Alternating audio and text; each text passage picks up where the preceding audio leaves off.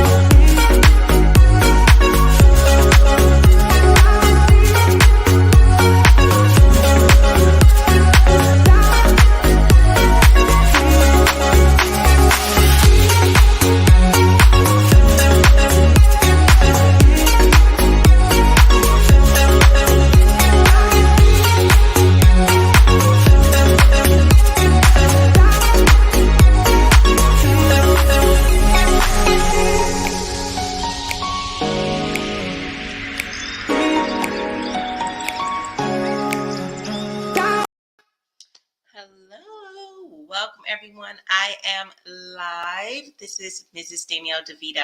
If you do not know about me, I am a relationship and femininity coach. I've been married for 12 years and I am committed. My goal is to make sure that you find the person that you deserve. I typically say there's usually two reasons for women why they're not able to find the person that they deserve. One is femininity, and two is to find the person, not being in a relationship longer than you need to be in. So find a person that you are connecting with. And sometimes, even though we're not connecting with people, we stay in relationships. Even though things are not going well, we tend to stay in relationships past its expiration time, because like they say with friends, there's some people that are meant to be in your life for just a reason or a season. Everyone's not meant to be there for a lifetime. I was actually speaking to someone today, and we were talking about Steve Harvey. Like, he has a book, and people are listening to him about relationships. And then it dawned on me, we're actually saying the same things, of course, in different ways. I'm a woman, so I'm going to come with a woman's perspective. But when I say there's two reasons why women are not finding the person that they deserve, when I say one, femininity, and two, being in relationships longer than they need to be in, I talk about vetting. That's a term I use often. I think about that book that Steve Harvey had, which was Act Like a Lady. So be feminine, essentially, is what he's saying, and think like a man. All right. And so there's things that you need to vet. You need to properly know to be in a relationship. So I was just thinking about that, because a lot of times people do not, they listen to people, but are you listening to the content of what they're saying? Because sometimes people have so many followers, but are you listening to that person? Because if they're steering you in the right direction, listen to them. So many people have people following, but they don't heed to the advice. So they're not really learning anything, essentially. So also, if you see me looking slightly two different ways, I have a Facebook and YouTube camera and an Instagram camera. So my eyes may be shifting just a little bit. But today we are going to do a Q&A, because I've come up with some questions that people have asked me over time through email, text, in conversation, coaching, and I wanted to go over these questions aloud. All right, and I will have a banner out, so you'll be able to see the number that you're able to use to know more about my content. I do have a website, mrsdanielledevita.com. There's a phone number, 813-816-1813. You can use that number to call in. If you want to be on camera, you can do so. You can do, there's two ways for you to be on camera, Facebook and YouTube, and there's a link that you'll click on the StreamYard link. It will bring you live on camera. And so this is recorded, so people will be able to see this. If you're on Instagram, you are able to review, you're able to click on the request to join, and you can be on that way. So let's get started with the questions that I've received. So the first thing is marriage harder than expected? I would say, I don't want to use the word harder. The word I would use is, it requires more effort. And the reason why I say it requires more effort than harder is, when you think of working hard, it's like you're trying so hard. When there's a connection, you're not trying as hard, because you're not like in some arranged marriage. You're not forced to have to be with this person. At least in the Western world, there is not arranged marriages. You have matchmaking and things that's similar, but typically you are in a relationship with someone you felt that you had a connection with. And the reason why effort is the best word is, it requires you to be mindful to the things that you say, to your actions, how you behave, how you deal with conflict. And we'll talk a little bit more about conflict later. And one of these other questions I have is something else I want to talk about. But it does require effort. It requires you to be mindful. It requires you to apply, the best version of yourself, not just in the first few weeks of getting to know someone, not just right before marriage, not just right after the getting the ring, but this extends past the I do stage.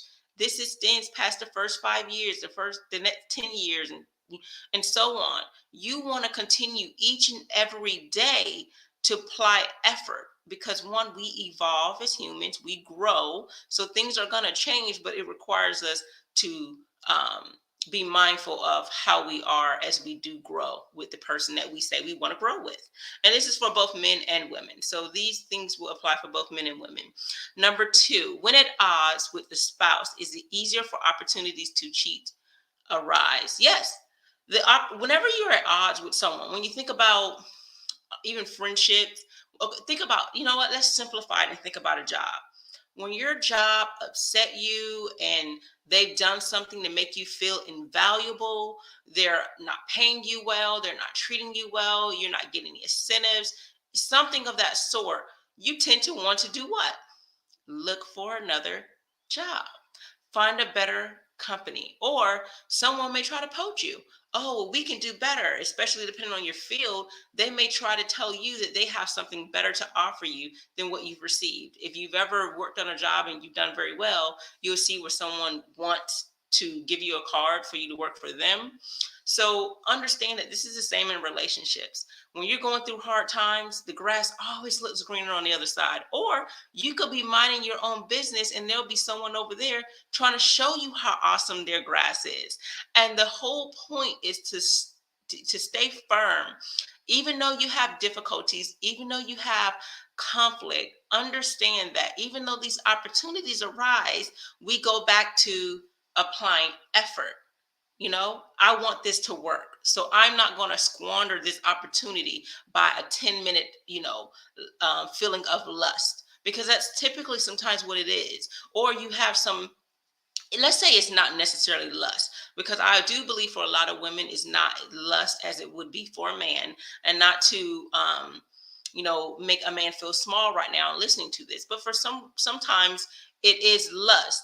But for other times it's something like you may be feeling a certain way, you may be vulnerable or of some sort. So you need to understand that even though sometimes people need to be vulnerable in certain positions, because sometimes when you have this shell, when you this hard shell, it's hard to speak to someone when you're going through a rough time. So it makes it easier to speak to someone else. And if someone is of the opposite set is presented in your face, you're going to want to take on that opportunity. So sometimes it could be emotional attachment to someone, but a lot of times the people who get the emotional attachment would be women, and then someone who gets the lust or things like that would be men. But it could be both, it could be either or.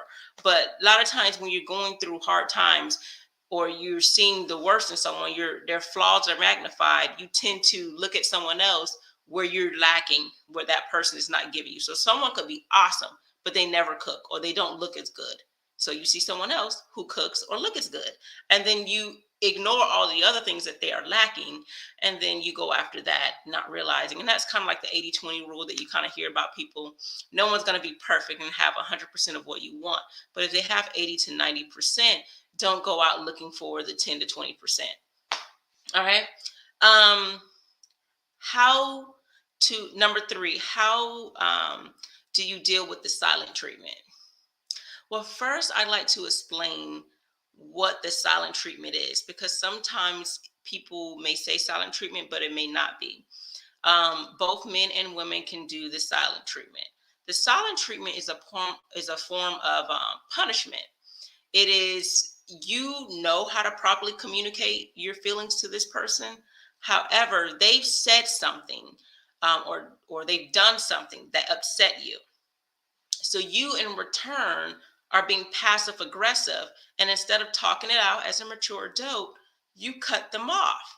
You cut them off verbally, like you won't say anything. Or if you're married, you're going to have to say something, or you're in some type of committed relationship, you may have to say something, but you're going to say as little as possible. So you're letting the person know, I'm not really going to have full conversation with you. I'm not going to speak with you because I want you to know I'm upset, and I'm going to punish you by withdrawing myself. I'm going to distance myself from you, both verbally and sometimes physically. And it's not necessarily they're completely ignoring you, but they're punishing you by not giving you all of them at that time. and you are left feeling like, well, when are they not going to be mad at me anymore? So that is something that happens. A person who, now there's another form that people may say silent treatment, but it's really that person is they are withdrawn from a conversation because they don't know how to properly express how they're feeling.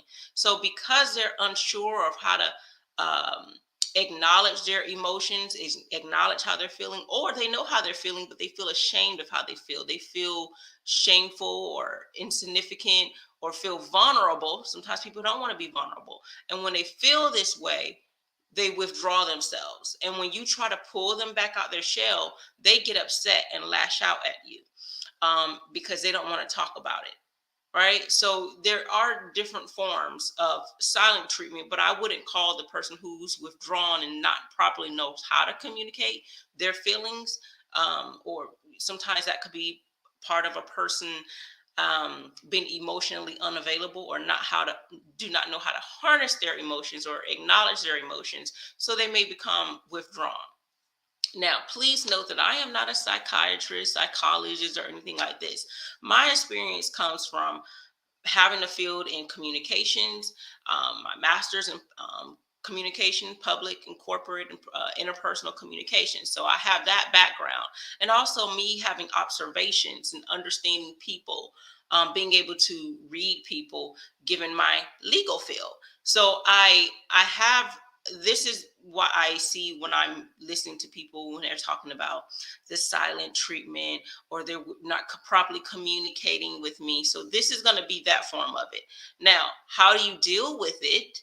So now understanding what it is and the two different types of people not giving you, they're not speaking to you. One is more withdrawn, and one is they're purposely punishing you by not speaking to you or interacting with you until they feel that you've learned your lesson. Either they've told you what it is, or you're going to find out why they're not talking to you because of something that you immediately said or done prior to them punishing you through the silent treatment.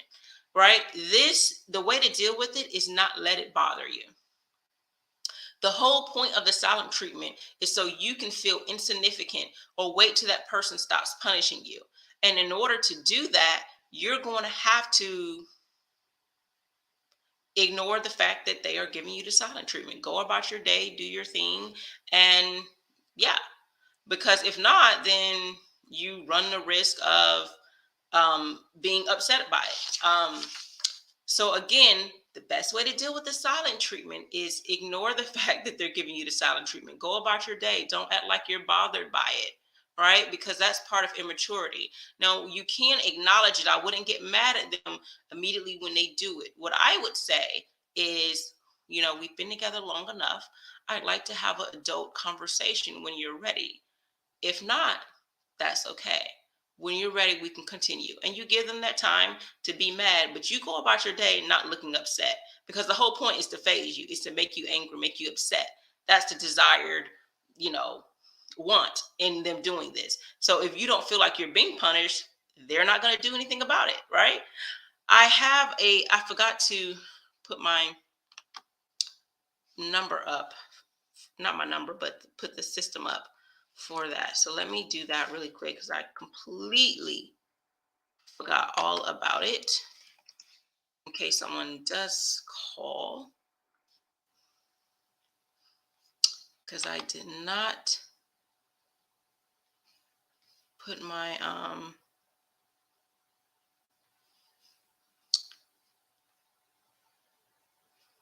okay guys, just a second. I forgot to put the number up so I can have it in the system in case people do call. I forgot to do that. So I'm briefly gonna try to share my screen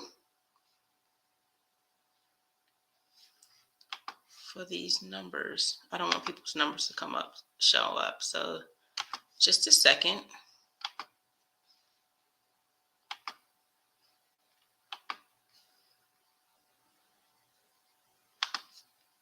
Y'all can see it now. All right. All right. So if someone does call, I can get it, because before I forgot to put it up. So that was how to deal with the silent treatment. Again, don't let it phase you. And I noticed that that works. Again, if you do want them to talk to you and you don't want to wait through this whole rigmarole, then you can tell them how you feel, but don't harp on it. Don't force them to talk to you, because you're still going to end up with the same result of them lashing out, like the person who's withdrawn. So again, you would say, I'd like to have an adult conversation. I'd like to speak about it. If you don't want to do it right now, we can reconvene in 20 minutes. But I'd like for us to have a conversation about what's going on and how we can do better. What's bothering us and how we can progress in a relationship.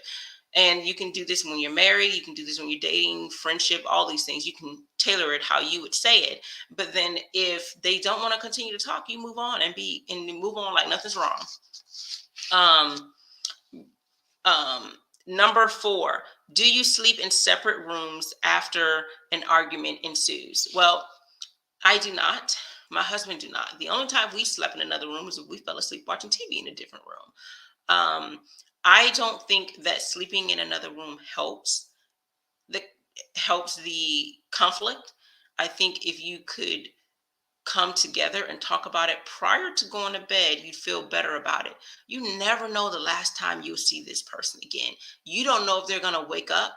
You don't know what's going to happen when you wake up in the morning and go on your way to work and you didn't get the chance to say, I'm sorry, or I love you, or I want to do better, or let's fix this. You don't know. So the best thing to do is grow up.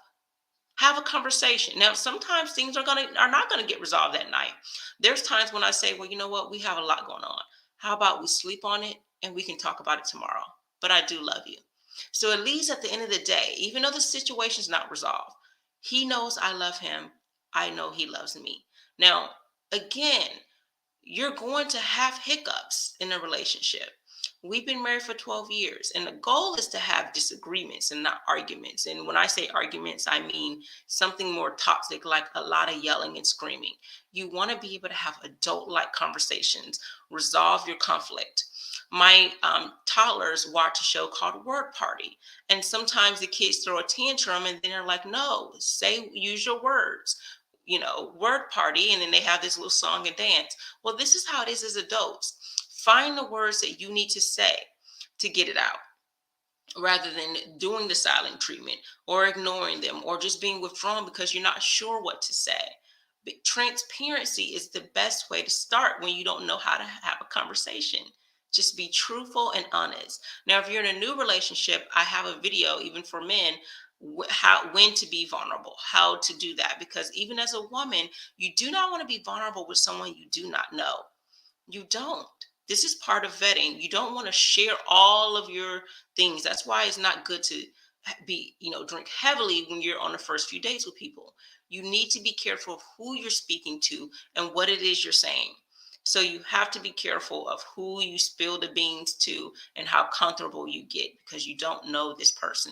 You need to have a solid relationship before you open up onto that level of vulnerability. You're going to be opening up over time, but to be fully exposed, you want to make sure it's someone that you can trust.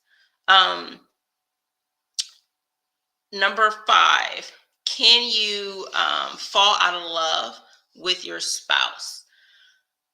I don't think so. Other people may have different things. Now, you may dislike them for a while. You may not like them, like the things that they're doing, that they're saying, the person that they're becoming, if they're changing, especially if they have a vice, right? Something that they're doing like gambling, drinking, smoking, things that can kind of change people's behaviors because of an addiction, which is, when it becomes to that level of addiction, any form of addiction, I'm just naming these, but when they start to get more angry, when they start to doing things, these devices can change how people act, their inaction to things, their behaviors or moods. So people, do change and you may not like them. But I do think if you say that you are romantically in love with the person, you're going to stay that way. Now, if you say that you fell out of love, the most appropriate term would probably be infatuation. You were maybe infatuated with this person, strongly liked them, truly cared about them, but your feelings romantically have changed, right? But to truly be in love with someone, they're gonna always be the love of your life, even if you have to love them at a distance, like an ex-husband or ex-wife or ex-boyfriend or ex-girlfriend. But I truly believe that you can't just fall out of love, not liking them anymore. not being romantically involved with them anymore? Yes. All right. Um, One last thing I want to talk about, we can open up for comments or calls after that. If not, then we'll reconvene on Thursday's live. Okay. So today I'm going to talk about the 5-to-1 ratio, which kind of puts into place some of the questions that was asked of me. The 5-to-1 ratio for marriage is how long this marriage would last. So for every 5 arguments, there will be, or I should say, for every 5 conflict, right? There's a conflict or a dilemma, an issue. For every 5 conflict, there is a positive reinforcement or positive interactions to 1. So a good way to say this is, so let's say out of the past month, I had 5 conflicts with my husband, right? Out of those 5 conflicts, out of those conflicts, 5 were positive interactions. So maybe we had a disagreement about washing dishes. And I was like, oh, okay, well, yes, if you think we should put it on this cycle rather than this cycle. Okay, I'm running the water too long, and we need to worry about water conservation. Oh, I should change the soap or this or that. And we listen, we talk about it, we get a resolution. A negative interaction is where it goes from a conflict to now there's an escalation. We're arguing, we're fighting. So we didn't get to a resolution. We did not maintain composure. Our attitudes and our behaviors have become more toxic, unhealthy, and or erratic, right? And this is 5-to-1. So for all of these interactions, for every interaction, for every 5 positive, there should only be 1. So if you have 5 conflicts, and all 5 of them are negative interactions, or 2 of them, every 2 or 3, this survey was saying that the couples who had more than just 1 negative interaction to every 5, they were less likely to stay married. But the couples who tend to have only 1 negative for every 5 positive interactions they had, they were more likely to stay married. So they tracked these people from the beginning of their marriage and then check back, I think 9-10 years, and then they'll check back 15 years, and they would go over all of their conflicts and see what was the ratio of negative and positive interactions they had when resolving that conflict. And again, for those who had more than one negative interaction to every 5, were less likely to stay married. So my goal is to help you stay married. You have to understand that with that, it comes, like, if you listen to the last live stream I had, it was the ABCs of vetting. When you realize this, you're just like in dating, you are reevaluating the status of your relationship. So sometimes even marriages get rocky. So ask, where are we in this marriage? How can we get better? Where can we go from here? These are things you can ask yourself now without having to go to a therapist. You can start by asking, where can we fix this? Where have we gone wrong? And this will require a level of transparency, not omitting things. This requires vulnerability. You have to be vulnerable to express what's going on with you, being transparent and open to your feelings. And then when you do that, you're likely to have a more positive interaction. This also requires trust. It requires veracity, which is what I was saying earlier about, being transparent, not omitting things. It means a level of accuracy and truthfulness, right? Um, Going back to, um, can you fall out of love? Going back to that, right? Because under the ABCs of vetting, Z was about zeal, right? Having zeal. When you have zeal, you have like this passion to do better and be better. And this is how your marriage grows. This is how also when you feel like things are changing and your marriage is getting worse, where did the passion go? Why did it change? Right? And so having that zeal can bring that passion back. For some people, you may have a good positive interaction with this person, but however, your image has changed. Maybe your weight has changed. Maybe how you care about your parents. Maybe all you do is wear sweats. You never do your hair. You never do, makeup if you have it, or want to wear it. You never do anything to fix yourself up. If you're a man, you are like a slouch. You're not putting yourself together. You don't want to get out the house. You're a couch potato and you don't want to do anything. You don't want to dress up or any, it's almost like you don't care. Your passion is gone. It's not the same as before. So zeal is highly important because when you have zeal, you're more likely to ask these questions. So if you feel like that zest, that zeal, all of that is gone, figure out what happened. What was the turning point when that passion changed? Was it that the person stopped caring about themselves? Was it that the person had a vice and it changed their image and they're not the same person? And when you address these things, hopefully they will apply effort, like what we talked about. Is marriage harder than expected?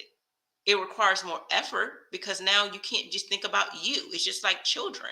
When you have children, it's not just you anymore. So you have to apply effort. You need patience, you need understanding, you need love, and those things are not easy, but it's really not hard if you're a loving person, but it does require effort. And sometimes we get lazy. Like for example, in general, working out, just going to the gym, going for a walk every day, going for a run is not necessarily a hard thing to do, but it does require effort. It requires discipline, right? It requires mindfulness. It requires persistence, a willingness, a passion to want to get to your end goal. And this is the same thing in marriage. Your end goal is, if you're dating, is for marriage. And for marriage, is to stay married, right? The end goal is to have a blissful marriage. And you need effort. You need patience. You need love, right? So again, so going back to all of that, we talked about, the question was, is marriage harder than expected? We discussed that.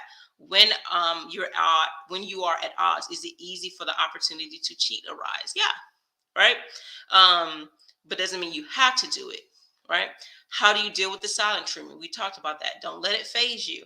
Do you sleep in separate rooms? I don't think it's best, right? You never know when you're going to see a person, so you want to make sure that your last words remain calm. You see a lot of times when people said the wrong thing and they think that person's going to remember the worst of them, or they're in the hospital and you want them to remember the best, right? So say things. If you have the opportunity to say the right thing, say it, right? And can you fall out of love? I said no, not when there's true love. Can things change? Yes. And then the 5-to-1 ratio. So if you're married now and you want to make sure your marriage lasts, try doing this. For all the conflicts you have, for every one negative, make sure your other conflicts are 5 positive ones. So that keeps things light. I'll give an example. And the best way is to be mindful of your emotions, your actions, your range of voice when you are in a heated discussion. Those things can help, making sure that you don't want to attack the person but address the facts only, right? But the thing that I do, my husband, he likes to joke often. So if I was mad, he'd turn it into a joke. Now, for some people, they don't like that. Everyone's not, they don't like humor like that. But he could make it where whatever I was feeling, it has changed, and I'm laughing about it. So now something that you think about that was bothersome, you can go and laugh at it, right? So, but that's not for everyone. But think about some of these things, right? So this is all I have for you. It is 10:08 p.m. Eastern Standard Time. So I am going to let you get some sleep. Also, please subscribe to my YouTube channel. Follow me on Instagram and Facebook. For those who were in South Florida, Central Florida, that did experience hurricane issues, I truly, truly hope that you are safe and that your property and possessions are safe. So, as you know, last week I did not stream because I was also in an area that was targeted by the hurricane, but we are safe. Our property is safe. We're sound. And I'm blessed to say that, but I hope that you if you've experienced anything, especially those who still experience things going up the coast of Florida and going into the Georgia, South Carolina area. If you've experienced those things, I hope that you are safe, your family is safe, and your property is safe, free from any damage. All right. So thank you for tuning in. Please subscribe, follow me, and check out my website, Mrs. Danielle DeVita. All right. Thank you all for tuning in. Y'all take care.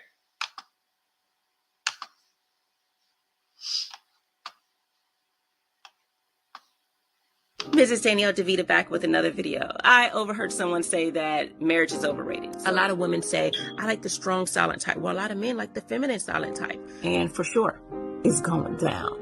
So a lot of times people are not getting the value. When to speak and when to be quiet is one of the most powerful. She's going to be aggressive, thinking that. And as someone who's been married for 12 years, she's driven, not lazy. And this will make yourself and get on the right path. That understand that you might be doing a disservice to your daughter. If you don't help her understand vetting and proper decision making, now she's going to be a basket case later. If you don't help her understand emotional intelligence, she's going to hold on to a lot of emotional baggage. If you don't. We live in a world where femininity, marriages, family, and courting is no longer valued. We live in hookup culture, situationships, and struggle love. The number one reason women struggle in long-term relationships, number one, femininity, and number two, staying in a relationship or entertaining people longer than the woman should. My name is Danielle DeVita, and I'm a relationship and femininity coach. I've been married for 12 years, and I want to help you get on your feminine journey and vet for the right man today. For more of my content, you can visit MrsDanielleDeVita.com, or you can go to YouTube, Instagram, or my Facebook page. Get on your feminine journey today.